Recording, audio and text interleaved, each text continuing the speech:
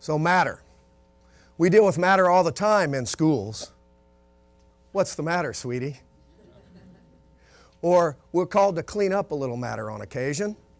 Or we're challenged with the question, why does this matter? And then teachers who are faced with the conundrum of having more to teach than can possibly fit in the allotted time wrestle with the question, what matters most? As they make decisions about how to allocate their time and their resources. And then there's an even more daunting question that people like me who work with younger students, for me it's 2.5 years old through 8th grade, we have to grapple with the question, what will matter? Right? Because we're laying a foundation. We're preparing them for a future that's getting harder and harder to see. Now, we know it will be populated with technologies that haven't yet been invented, jobs that don't currently exist, and somehow we have to make sense of that to understand how to prepare them for that world. So we have to watch trends. We have to read what futurists are saying. We especially have to watch what's happening in higher education because that's one of the targets for us, right?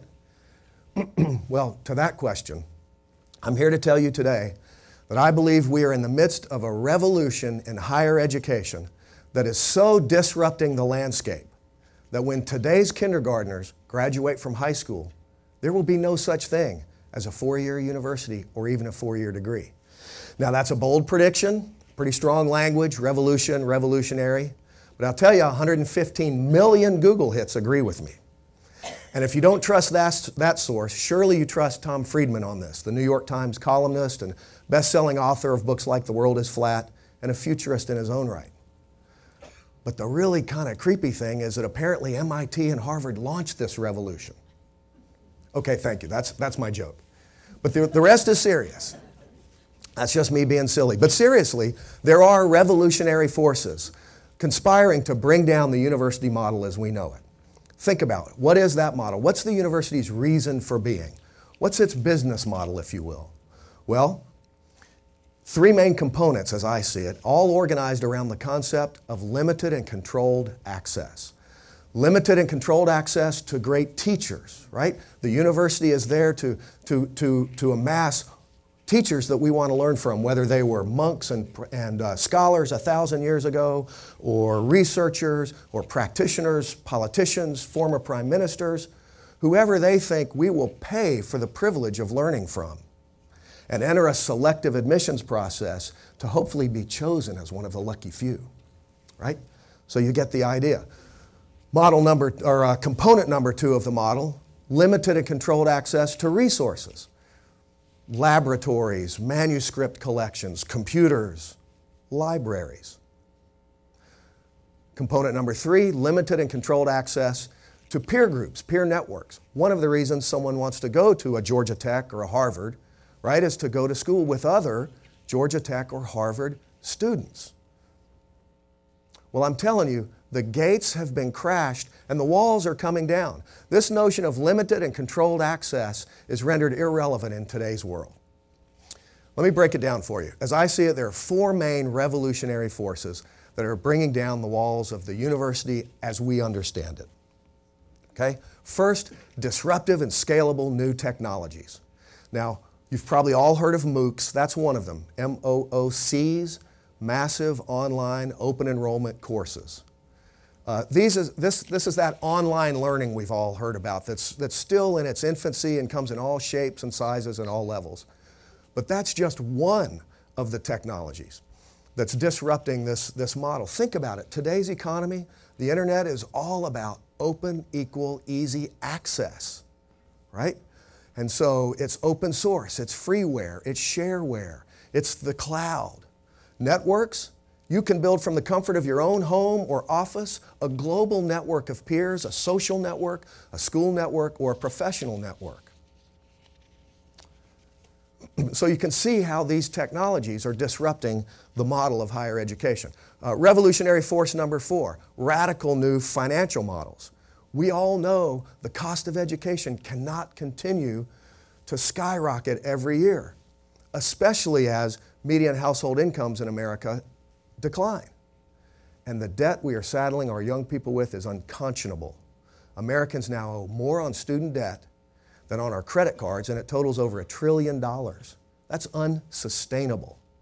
And it's changing. University of the South made the front page of the Wall Street Journal and the New York Times when they cut tuition 10% across the board. And then the next year locked in freshman tuition for 4 years, so it's predictable.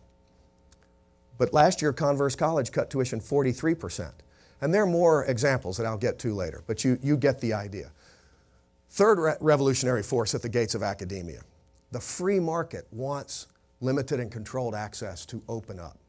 For example, Sally Blunt, the dean of the Kellogg Graduate School of Management at Northwestern University, one of my alma maters, she calls MOOCs one of the greatest equalizers since the printing press. Well, that's revolutionary. But if you think about it, access to information, access to knowledge, access to power, access to Harvard professors, access to libraries. Access is at the fingertips of anyone with a handheld device and an internet connection. That's revolutionary. Third revolutionary force is breakthroughs in assessment. Our ability to reliably assess specific skills, both cognitive and non-cognitive, are going to undermine these imprecise, imperfect, inexact instruments that the whole system is built on now. These broad general tests like SATs, GREs, ACTs. It's not clear to me what they test or how it relates to success. So you can see how these forces are really turning the university model and its reason for being on its head. And there's some real life examples. I'm not just talking about the future. This is happening today. Let me give you two quick examples. Just recently, Georgia Tech announced a change in a program. They have a flagship computer engineering master's degree that now is going entirely online. By doing so, they're shifting from a capacity they had on campus of 300 students to a new capacity of 10,000 students. Think what that does to the concept of admissions alone. They're adding only about 8 instructors, and now tuition goes from whatever the highest out-of-state tuition was for Georgia Tech, $45,000, $50,000. Tuition for the online program, $6,600. Scalable, accessible, affordable. This is revolutionary. Have you heard of the Minerva Project? If you have not, look it up as soon as you leave here. This is a new university scheduled to come online next year. The most distinguishing characteristic of it is it will not have a campus. It's being designed to rival the Ivy League schools in caliber and quality. Now, this is not online university. These students will come together, they'll live in dormitories, but the deal is they'll travel around the globe to pursue their studies. They'll start in San Francisco, go to London, Hong Kong. So you can see these disruptions already happening that we educators have to make sense of to understand how to prepare our young students. I don't know exactly what it's going to look like. Luke Davis, who you're going to hear from later, told me the other night he thinks eventually we will all have Siri-like personal tutors to guide us through our own individual path through education. Maybe. So what does that mean to how we prepare our young children? Should school look the same as it has for 2 centuries? But let's step outside the walls of academia, because it's not just in school that these revolutionary forces are at play, right? Think about what's happening in the world and in the marketplace. They tell us that today's middle schoolers will change careers, not jobs, careers, an average of 4 to 7 times in their life. Think of the implications. It's staggering. The iPhone, we saw Dan Patrick's earlier. I won't ask how many are here in the room, but the iPhone has only been on the market 6 years. The iPad only 3 years. And yet, because of its ease of use and accessibility, they're nearly ubiquitous globally, and they've transformed the way we interact. The way we interact with information, the way we interact with each other, the way we do business and commerce. That's just the last 3 to 6 years. So what will it be in the next 10, 15, or 20 for our students? This is the question we have to wrestle with. And how do we prepare them for those turbulent, fast-paced waters? What will they need? What skills, what attributes, what knowledge will they need to prepare for this world? Will reading, writing, arithmetic be sufficient, especially if we continue to focus on minimum literacy skills?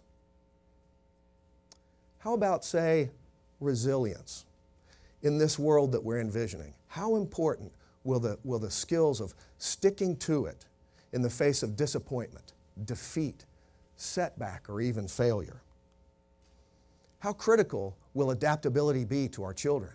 The ability to read changing circumstances and respond accordingly. This seems like an important skill.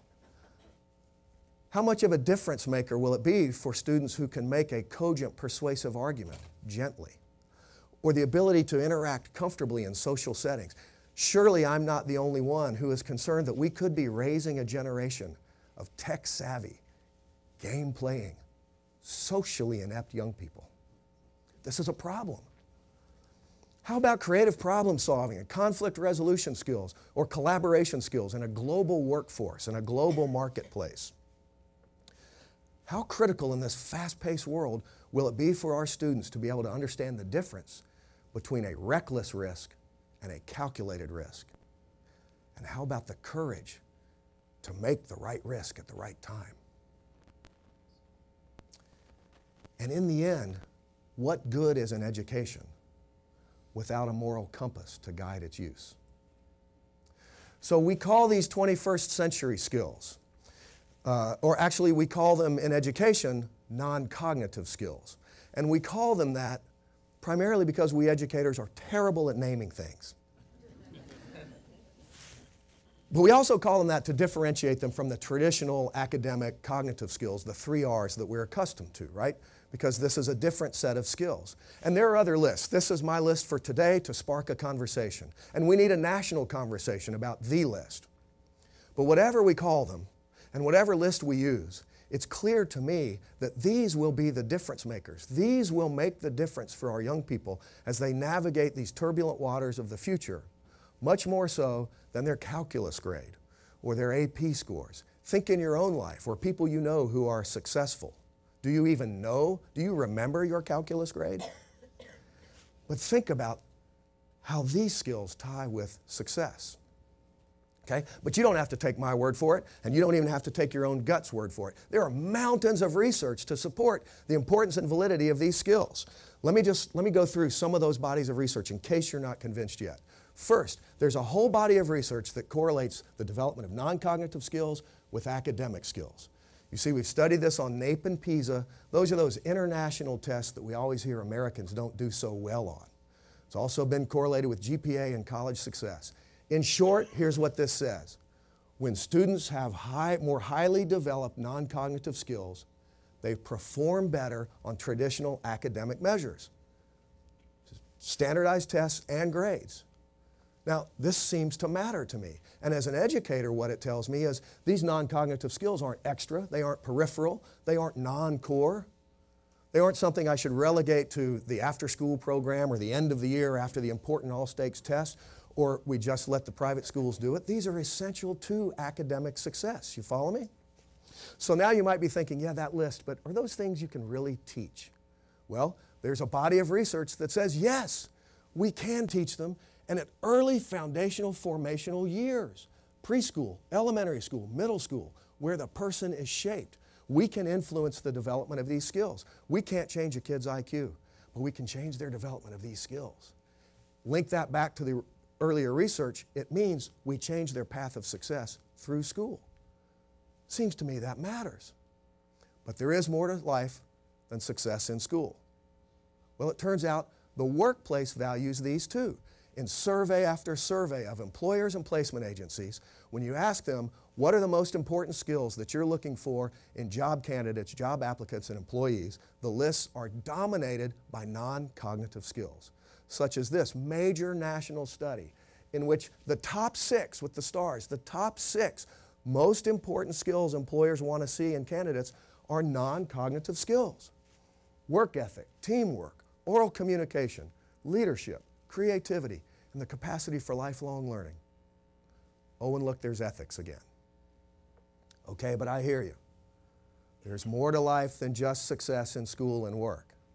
There are other things that matter in life, right? Well, guess what? Turns out non-cognitive skills correlate with life satisfaction, happiness, and quality of relationships.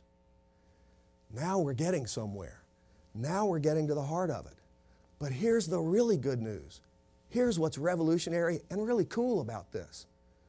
These correlations in school, work, and at home, they hold true for all students, across all demographics, regardless of gender, race, or even IQ. Now that's revolutionary, because what this research tells us is we can take young people and impact the development of these skills. We can do that. We know we can do it. And when we do, it changes their life trajectory, their path through life, through school, work, at home, and in their communities, for every child. It seems to me that's what matters. And yet, where is this in our curricula? Where are the administrators charged with overseeing this or developing programs? Where are the allocated time and programs for this? We have the assessments for them. Where are we using them?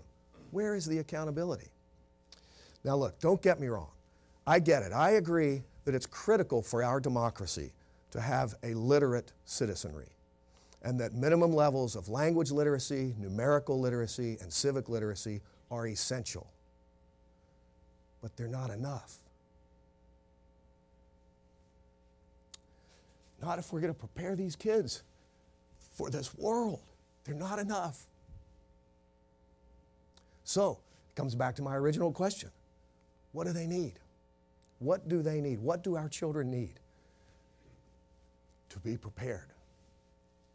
Or you're going to be surprised by my answer, because you're thinking I'm going to say non-cognitive skills.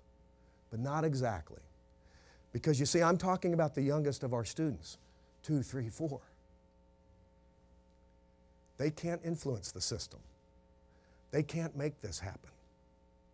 But we can. So what they need